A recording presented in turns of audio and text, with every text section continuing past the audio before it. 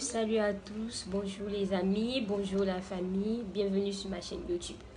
Avant de commencer cette vidéo, je tiens à dire merci à toutes ces personnes qui m'ont soutenu, qui m'ont apporté les soutiens financiers, moral, physique. Merci, vraiment du fond du cœur.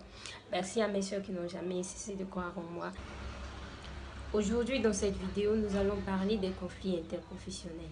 Les conflits interprofessionnels qui peuvent intervenir soit pendant l'exécution du contrat ou à la fin même du contrat. Ces conflits interprofessionnels sont de plus en plus récurrents. Alors, pourquoi ces conflits interprofessionnels dans la société? Quelles sont leurs causes, leurs effets et comment est-ce que ces conflits peuvent entraîner la chute d'une société? Pour tout savoir sur le conflit interprofessionnel, adoptez une attitude consciente.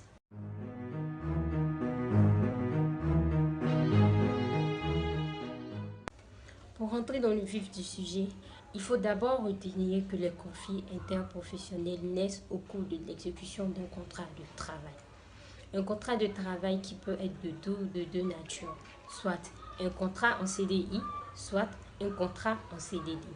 Le CDD, ou le contrat à durée déterminée comme son nom l'indique, est un contrat qui est obligatoirement passé par écrit ou constaté par une lettre d'embauche. C'est-à-dire quoi?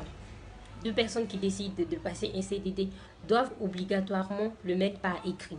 S'ils ne le mettent pas par écrit, le CDD doit être constaté par une lettre d'embauche qui détermine la durée, le lieu et les conditions d'exécution du contrat. Il existe deux types de CDD, les CDD à terme précis et les CDD à terme imprécis.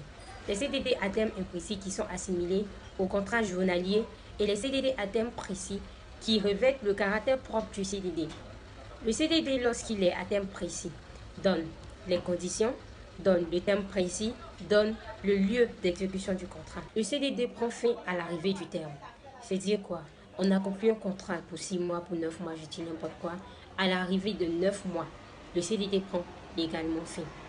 L'employeur qui n'a pas conduit le CDD, qui n'a pas reconduit le CDD en CDI, ou encore l'employeur qui décide de mettre fin définitivement au contrat de travail, doit payer au travailleur une indemnité de fin de contrat de 3% qui est totalisable sur la somme brute des salaires versés aux travailleurs.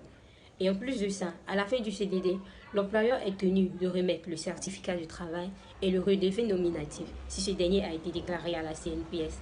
Et en plus de lui remettre une lettre de fin de contrat.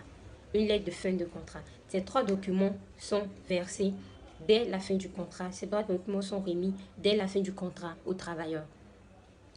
L'employeur ou l'employé qui n'aura pas fourni ces documents ou l'employé qui n'aura pas reçu ces documents à la fin du contrat peut demander des dommages et intérêts. Mais revenons à notre sujet. Pourquoi est-ce que le CDD naturellement crée plus de conflits interprofessionnels? Il arrive très souvent que le CDD soit une source de conflit interprofessionnel parce que dès sa signature, à la base, dès la formation du contrat, la procédure est viciée. La procédure est biaisée lorsque le travailleur ou l'employeur ne prend pas soin de mettre par écrit un tel contrat. De mettre par écrit un tel contrat en précisant les termes du contrat.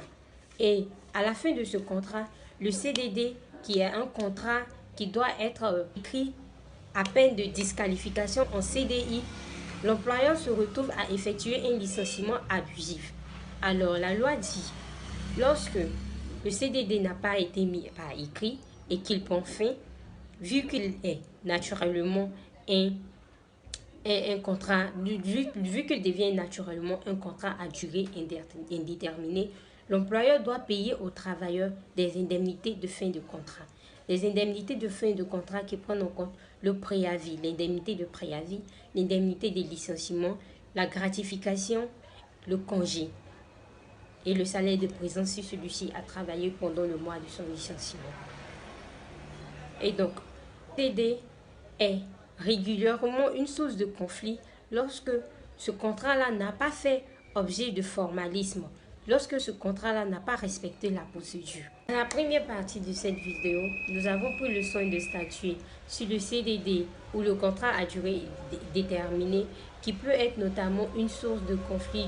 Ainsi, pour cette vidéo que nous avons pris le soin de axer sur le CDD.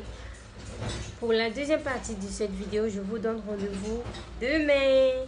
Bye!